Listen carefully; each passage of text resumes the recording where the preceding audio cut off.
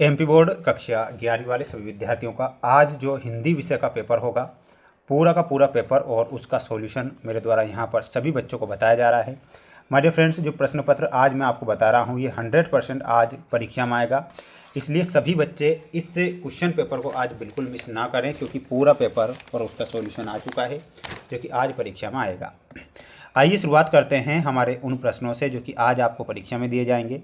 यहाँ पर देख सकते हैं आज आपकी परीक्षा में पहला ही प्रश्न आएगा कि किस कवि को कविता का गांधी कहा गया है। प्रश्न क्या है कि किस कवि को कविता का गांधी कहा गया है। तो प्यारे विद्यार्थियों, यहाँ पर आपको ध्यान रखना है, भवानी प्रसाद मिश्र को कविता का गांधी कहा गया है। तो इसमें आपको क्या लिखना है, भवानी प्रसाद मिश्र आपको सही और सटीक आंसर के रूप में लिख कर आना है। अगला प्रश्न आज परीक्षा में आएगा, ध्यान से देखें। नीर भरे नित प्रति रहे तव ना प्यास बुझाए। पंक्ति में अलंकार होगा, तो पंक्ति में कौन सा अलंकार होगा, विशेषोक्ति अलंकार पंक्ति में होगा। इसमें आपको लिखना है विशेषोक्ति अलंकार। बढ़ेंगे अगले क्वेश्चन की ओर। अमृत राय किस प्रसिद्ध गद्य लेखक के पुत्र हैं। तो इसमें आपको लिखना है प्रेमचंद के ये पुत्र हैं। इसमें आपको प्रेमचंद ध्यान रखना है। सभी बच्चे वीडियो को लाइक करके चैनल को सब्सक्राइब जरूर करके रखें, क्योंकि आज जो प्रश्न पत्र बता रहा हूँ पूरा पेपर आएगा, बिल्कुल आपको याद करके जाना है।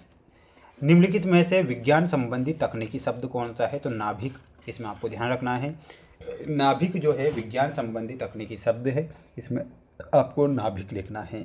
बढ़ेंगे अगले क्वेश्चन की ओर। अगला क्वेश्चन आएगा, सीधे सीधे बरसात से मिलने वाला पानी क्या कहलाता है। तो सीधे सीधे बरसात से मिलने वाला जो पानी होता है उसे पालर पानी कहते हैं। इसमें पालर पानी लिखना है। छठवां प्रश्न परीक्षा में आएगा कि भारत में प्रथम छापने वाला अखबार कौन सा था। तो अखबार था बंगाल गजट। कौन सा था, इसमें आपको बंगाल गजट सही और सटीक आंसर के रूप में ध्यान रखना है। बढ़ेंगे अगले क्वेश्चन की ओर। थोड़ा यहाँ पर आप क्लियर देख कर ही जाएँ इन्हें। प्रश्न है कि काव्य में पंचमेल खिचड़ी भाषा के काव्य से मिलती है। तो किसके काव्य से मिलती है, इसमें आपको लिखना है कबीर दास जी के काव्य से ये मिलती है। दूसरा प्रश्न आएगा, काव्य के प्रमुख भेद महाकाव्य और खंड काव्य है। तो प्रबंध काव्य के ये भेद हैं महाकाव्य और खंड काव्य। तीसरा आएगा कि प्रेमचंद की माता का नाम क्या था। तो आनंदी देवी आपको लिखना है। एक पंथ दो काज एक प्रसिद्ध क्या है, मुहावरा है। कुमार गंधर्व ने पदों का गायन किया था। तो कबीर दास के पदों का गायन कुमार गंधर्व करते हैं। बाद में ऑल इंडिया रेडियो की स्थापना कब होती है। तो 1936 में ऑल इंडिया रेडियो की स्थापना होती है। इसमें आपको 1936 लिखना है। इसके बाद आज आपकी परीक्षा में ये सत्य सत्य वाले प्रश्न आएंगे, ध्यान से आप देखें। सन्नाटा सुमित्रानंद पंत की कालजयी रचना है, ये गलत होगा। ओज गुण प्रमुख रूप से शांत रस में मिलता है, ये गलत लिखना है। आपका बंटी मन्नू भंडारी का प्रसिद्ध नाटक है, ये गलत होगा। शब्द शक्ति 5 प्रकार की होती है, ये गलत लिखना है। आलो आंधारी मूल रूप से पंजाबी भाषा में लिखी गई है, ये सत्य लिख कर आना है। डायरी हमारी सबसे अच्छी मित्र है, बिल्कुल ये आपको सत्य लिखना है। अब आप सभी बच्चे इसका एक स्क्रीनशॉट लेकर अच्छे से इन प्रश्नों को याद करेंगे, क्योंकि पूरा का पूरा पेपर बताऊंगा और 100% प्यारे बच्चों ये पेपर परीक्षा में आएगा, इसलिए आप एक भी प्रश्न मिस ना करें, क्योंकि बार बार इसलिए कह रहा हूँ क्योंकि पेपर आएगा। मीराबाई, तो मीराबाई में आपको मिलाना रहेगा प्यारे विद्यार्थियों कृष्ण भक्ति से। लहर तारा में आपका सही आंसर हो जाएगा कबीरदास। इसमें आपको किससे मिलाना है, कबीरदास से। रश्मि रथी में आपको रामधारी सिंह दिनकर से मिलाना है। कृष्णचंद्र में जामुन का पेड़ से मिलाकर आना है। शब्द युग्म 6 प्रकार के होते हैं।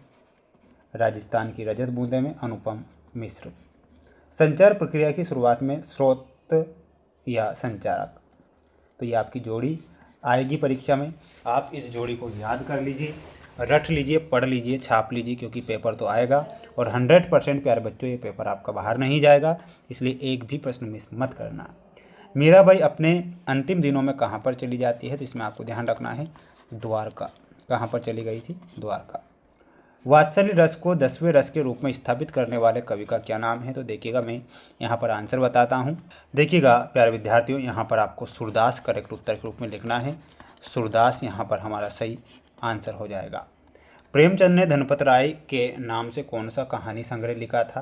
तो प्रेमचंद ने धनपत राय के नाम से जो कहानी संग्रह लिखा था, इसमें ध्यान रखना है सोज ए वतन। तो यहाँ पर आपको क्या लिखना है, यहाँ पर लिखना है आपको सोज ए वतन लिखा था, जो कि उर्दू भाषा में लिखा गया था। भारत मित्र के संपादक का नाम क्या था? तो इसमें आपको ध्यान रखना है बाल मुकुंद गुप्त। क्या लिखना है?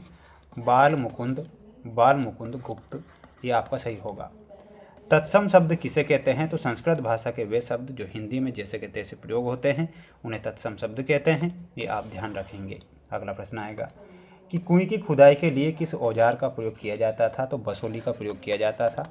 यहाँ पर आपको क्या लिखना है? बसोली लिखना है, बसोली। बीट क्या है? तो पक्षियों की विष्ठा को बीट कहा जाता है। यहाँ पर आपको क्या लिखना है? लिखना है आपको पक्षियों की विष्ठा। ये हमारा क्या हो जाएगा? सही आंसर के रूप में हो जाएगा, तो ये आप करेक्ट करेंगे।